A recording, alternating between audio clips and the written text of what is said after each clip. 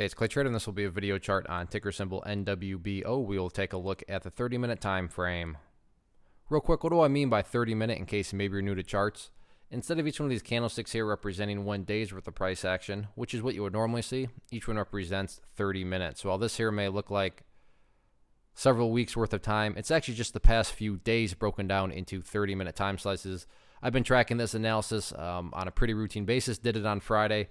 And for those of you that remember Friday's video, the whole kind of big question revolved around this pink line there, which is the famous 200 period simple moving average.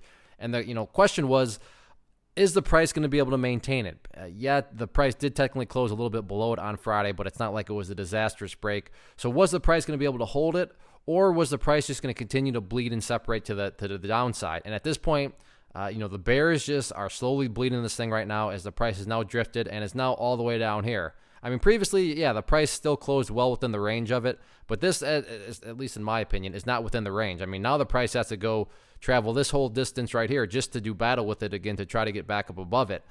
So that was definitely drifting to the downside. So in my opinion, this is no longer a pullback. This is a reversal, and the bears are back in charge. Now, that doesn't mean that the bulls can't get back in charge, but as it stands right now, bears are in charge. And, the simple reason for that is the price is now below even the long-term moving average, which is that pink line, 200 period simple moving average. But just to reiterate, just because the bears are in control doesn't mean that the bulls can't retake control. So that's a good little segue into where some next potential areas they could take control, or in other words, in the world charts, levels of support. First key one right here at 48 cents, which the bulls did do a good job of holding strong.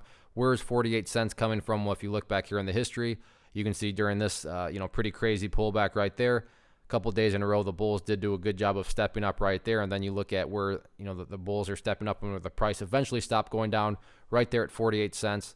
So that'll be the near-term level of support.